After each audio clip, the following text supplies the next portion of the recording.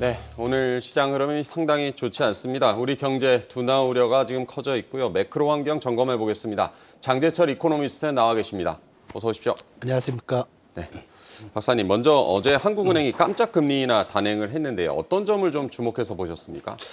예, 세 가지로 볼 수 있을 것 같습니다. 첫 번째는 깜짝 인하라는 점이고요. 그거는 지난 10월 달 금리 인하했을 때 포워드 가이던스, 소위 말해서 3개월 동안의 금리의 변동이 없을 거라는 지적이 있었는데 그걸 깬 거죠. 네. 그리고 두 번째로는 통방문 통화정책결정회의 이후의 보도자료에서 나온 걸 보면 그동안에 10월 달에는 금리를 신중히 인하하겠다 그랬는데 신중히가 빠졌습니다. 네. 그 얘기는 앞으로 금리 인하가 생각보다 좀 빨라질 수 있다.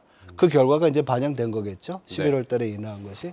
그리고 세 번째가 우리가 기준금리를 결정하는 데 있어서 만약에 그 결정 함수가 있다고 하면 그것이 과거에는 금융 안정에 상당히 중요한 그런 역할을 했었는데 이제부터는 경기 요인이 더 크게 지배할 것이다.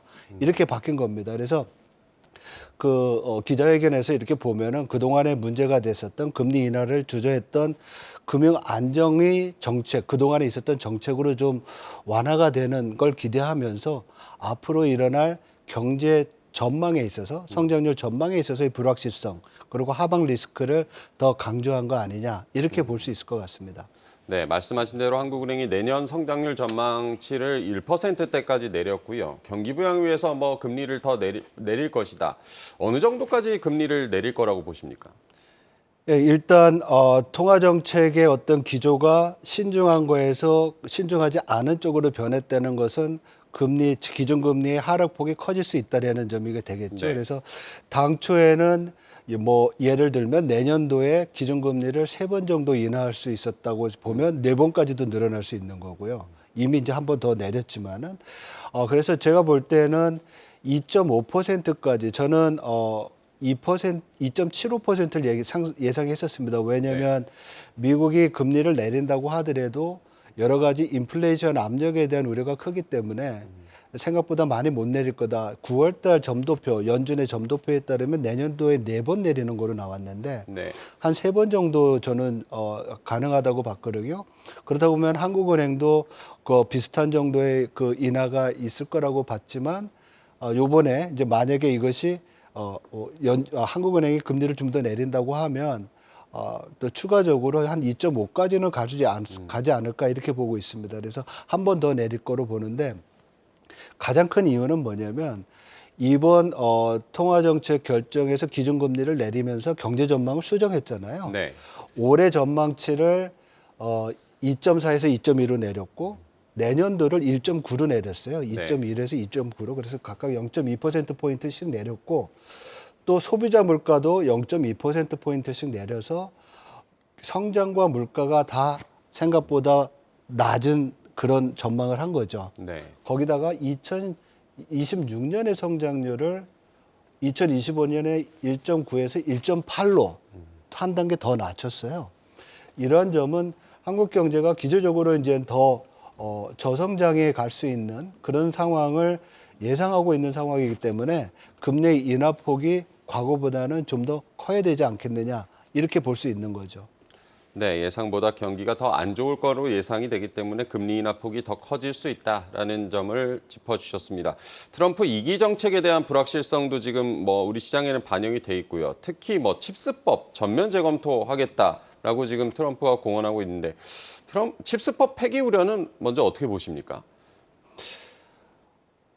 우리가 트럼프 일기에서 확인할 수 있었던 것은 이미 이제 만약에 얘기를 하면 정책으로서 발표를 하거나 시사를 하면 어느 정도의 액션이 있었다는 점은 우리가 생각을 해야 될 것 같아요. 그러니까 그냥 하는 소리는 아니고 어떤 조치는 있을 거라고 생각을 하지만 칩스법의 그 제정 자체가 보조금이나 대출을 통해 가지고 미국 내에서의 반도체 산업을 육성하는 겁니다. 네. 그래서 이러한 점을 우리가 고려한다고 하면 이것이 완전히 폐기되거나 아니면 기존에 해왔던 반도체 관련된 미국 투자 외국 기업에 대한 보조금이 완전히 없어지기는 좀 어렵지 않겠나 이렇게 좀 생각이 들고요.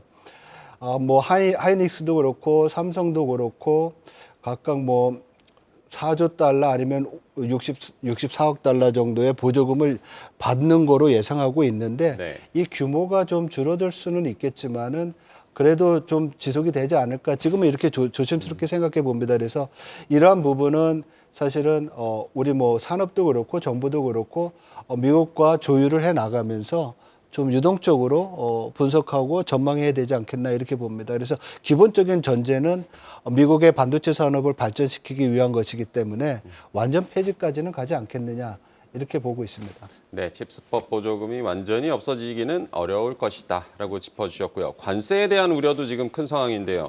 일단 뭐 멕시코와 캐나다에 대해서 관세 부과하겠다고 예고를 했고, 우리 경제도 뭐 보편 관세 우려가 큰 상황인데 이 부분은 어떻게 보십니까? 사실 미국 이 관세 자체를 놓고 보면 네, 상당히 좀 약간은 미국 이외의 국가에 대해서는 경제적인 부담이 되는 것 같아요. 왜냐하면 미국 트럼프 정부 트럼프 2.0은 뭐 감세라든지 규제 완화라든지 이런 걸 통해서 관세의 부작용을 완화시킬 수 있는 정책을 쓰는 반면에 다른 나라들은 아직까지 그 관세 정도가 어느 정도인지 모르기 때문에 불확실성에 노출돼 있는 거거든요. 네.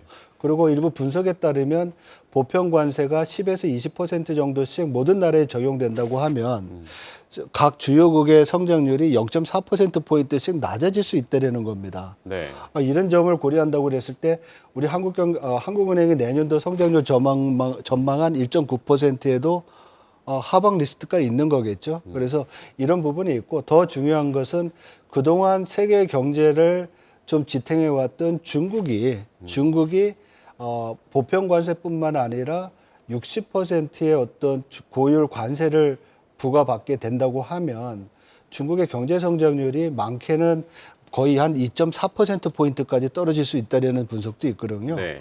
그렇다고 보면 중국과 교역 관계가 깊은 뭐 한국이라든지 일본, 대만 또 아니면 아시아 국가들의 성장세 약화는 뭐 불가피할 거라고 봅니다. 그래서 이러한 부분은 글로벌 경제 자체로서는 성장세에 상당히 다운사이드 리스크, 하방 리스크라고 우리가 분석해 볼 수가 있는 거죠. 어쨌든 글로벌 경기에 그 하방 리스크가 커져 있다. 중국을 좀 언급을 해주셨지만 중국은 뭐 특히 트럼프의 주요 타깃이기도 하고 우리 경제와의 교역 규모도 크기 때문에 영향이 큰데요. 트럼프 시대의 중국 경제는 어떨 거라고 보십니까? 지금 말씀드렸듯이 경제 하방 리스크 굉장히 크죠. 그리고 정부는 5%의 경제 성장률을 목표로 하고 있지만은 네.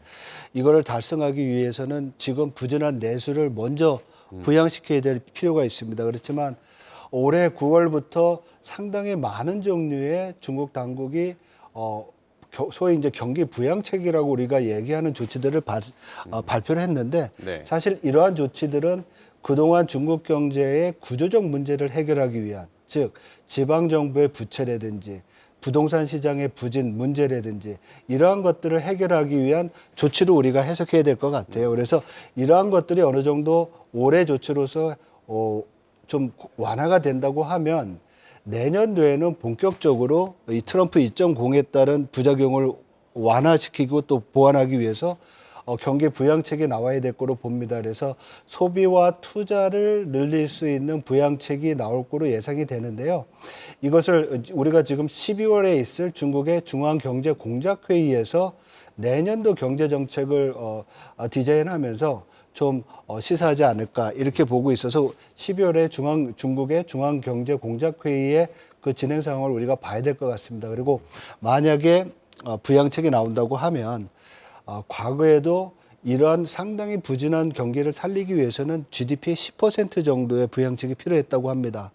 그래서 그 규모를 적용하면 약 한 10에서 12조 위안 정도의 중국 GDP의 10% 정도의 부양책이 있어야지만 중국 당국이 예상하고 있는 5% 정도의 성장을 달성하지 않을까 이렇게 지금 분석이 되고 있습니다. 네, 12월에 있을 중앙경제공작회의 내년 경제정책 발표를 주목해서 보자라고 짚어주셨습니다.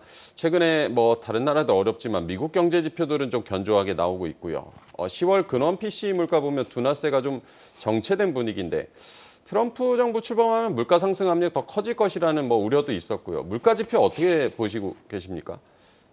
요번 10월 달과 9월 달에 그 PC 인플레이션, 네. 개인 소비 지출 인플레이션, 그리고 근원 인플레이션 이런 것들이 사실은 그 전 달보다는 조금 올라왔어요. 네. 그래서 물가 상승폭이 약간 커지면서 연준의 주요 인사들이 우리가 인플레이션에 대한 승리를 선언하기에는 좀 어렵지 않겠냐 이런 분석도 있었거든요. 그렇지만 10월 달에 이러한 어떤 인플레이션의 소폭 상승 정도는 그동안 증시가 굉장히 미국 증시가 좋아서 증시 투자에 대한 어떤 수수료 같은 것들이 좀 올랐습니다. 그래서 이런 부분들이 좀 반영된 부분이 있어서 기조적으로는 인플레이션이 2%대로 수렴하는, 그래서 내년 1, 4분기까지도 물가의 어떤 추세적인 하락은 지속될 거로 보고 있어서 인플레이션에 대한 우려는 크지 않고요. 근데 우리가 생각해야 될 것이 관세가 부과가 되면 미국의 인플레이션이 높아지지 않겠느냐 이런 이제 전망을 하잖아요. 왜냐하면 수입 상품에 대한 관세를 뭐 보편 관세를 해서 10에서 20%를 올린다고 그러면 PC 인플레이션이 뭐 0.2에서 뭐 0.5% 포인트 올라갈 수 있는 그런 상황이 될 수가 있는데, 이러한 상황에도 불구하고 트럼프 2.0에서 예상되고 있는 것이 원유 생산을 늘리는 거예요. 그래서 유가의 전망치가 좀 내려오고 있어서 인플레이션 압력이 계속 커진다고는 예상하지 못할 것 같아요. 전망하지 못할 것 같아서 인플레이션 압력은 좀 기저적으로 내려오지만은 그 경로에 있어서의 불확실성은 관세의 어떤 수준이나 또 상대국에 있어서의 어떤 보복 이런 것 때문에 좀 변할 수는 있다. 이렇게 볼 수 있을 것 같습니다. 네, 인플레이션 추세적으로 둔화할 것이다. 관세 수준에 따라 불확실성은 있다라고 짚어주셨습니다. GDP 나우를 보면은 미국의 성장률은 뭐 계속 상향 조정이 되던데요. 한때 뭐 경기 침체 우려까지 있었는데 미국 경제는 여전히 좀 탄탄하다고 봐야 될까요? 올해 성장률 전망치의 그 뭐 중간값이 2.8%입니다. 미국의 그 잠재 성장률이 2%라고 우리가 얘기를 하는데 연착륙이 아니라 지금 올해 성장률로 보면 호황이죠. 네. 그리고 내년도 성장률만 보더라도 지금 뭐 JP 모간 2.2 그리고 골드만삭스가 아마 2.5 정도 전망하는 것 같아요.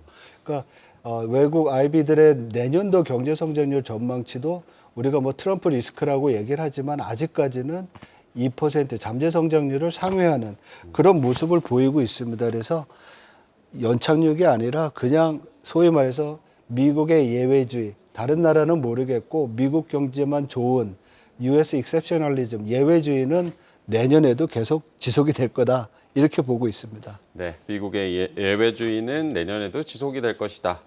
워낙 지표들 뭐 견조하게 나오고 있기 때문에 연준 인사들 같은 경우도 금리 인하에 좀 한 발 물러선 느낌이고요. 12월 FOMC는 어떻게 예상하고 계십니까? 일단 점도표 9월 달에 나왔던 점도표대로 인하를 해야 되는 게 아닐까 이렇게 봅니다. 앞에서 말씀드렸듯이 인플레이션이 소폭 상승을 했지만 기조적으로 내려오고 있는 상황이라는 것은 거기에는 뭐 다 동의하고 있기 네. 때문에 인플레이션의 그 변동성 자체가 문제가 되지는 않을 것 같아요. 그래서 일단 금리를 인하를 하는데 문제는 이게 내년 1월 달에도 금리를 인하를 하겠느냐 이겁니다. 그래서 인플레이션이 좀 9월과 10월 달에 높아지면서 12월에 동결 가능성이 좀 높았었는데 10월 달 FOMC인가요? 그때 의사록이 나오면서 그때 점진적으로 금리 인하하는 게 맞겠다라는 그 언급들이 많았어요. 네. 그래서 12월 달엔 내리지만은 1월 달에는 동결할 거로 이제 확률이 점점 높아지고 있는 상황입니다. 그래서 1월 달에는 한번 쉬어가지만은 12월 달에는 내리겠다. 그리고 분기별로 내년 3분기까지 한 번씩 더 내린다. 이렇게 보고 있습니다. 그래서 한 3.75 정도까지 내려오지 않을까 보고 있습니다. 미국 연준 3.75% 정도까지 금리를 내릴 것이다. 미국 경제 펀더멘탈이 워낙 좋다 보니까 내년 S&P 500 전망치도 지금 높아지고 있는데요. 박사님께서는 미국 증시 상승 여력 아직 남아 있다고 보십니까? 충분하다고 봅니다. 왜냐하면 그 근거는 뭐 이코노미스트 입장에서 보면 증시를 볼 때 경제 펀더멘탈을 안 볼 수가 없는데요. 네. 앞에서 말씀드렸듯이 경제 성장률이 잠재 성장률을 상회하고 있고 그리고 물가 상승률도 2% 수준을 유지하고 있어서 그 명목 GDP 그게 이제 뭐 물가를 감안한 경제의 어떤 그 총 생산을 보면 이게 5% 이상 상승을 합니다. 그래서 우리가 지금 S&P 500에 5%만 곱하더라도 상당히 높거든요. 6,300입니다. 거기다가 앞에서 말씀드렸던 트럼프 행정부의 트럼프 2.0의 규제 완화와 감세, 증시에는 상당히 긍정적인 재료죠. 네. 그리고 연준의 금리가 지금보다 조금씩 더 내려온다는 점, 이러한 점들은 미국 증시의 추가적인 상승 여력을 또 보여줄 수 있는 거고요. 그리고 뭐 엔비디아가 주식을 이끌었다 뭐 이런 얘기 하잖아요. 네. 그리고 이노베이션에 대한 그런 어떤 추세라고 그럴까요? 이거는 미국에서도 내년도에도 계속될 거로 봅니다. 그리고 앞에서 말씀드렸던 그 규제 완화 이러한 부분들이 거기에 좀 더 기름을 붓겠죠. 네, 네. 네, 펀더멘털로 보나 트럼프의 정책으로 보나 뉴욕 증시의 상승 여력은 충분하다고 짚어주셨습니다. 마지막으로 내년 우리 증시가 어떻게 될 것인가 이게 지금 궁금하실 텐데 어떻게 보십니까? 미국에 대해서는 여태까지 굉장히 즐겁고 또 낙관적으로 말씀을 드렸는데 네. 사실 한국에 대해서는 똑같은 논리로 말씀드린다고 하면 펀더멘털이 그렇게 강하지 않습니다. 잠재 성장률을 하회하고 있고요. 그리고 물가 상승률도 1.9%로 미국보다 더 낮죠. 네. 그러니까 앞에서 말씀드렸던 명목 GDP의 상승폭이 상당히 제약이 됩니다. 그래서 뭐 다 더해봤자 3%대인가요?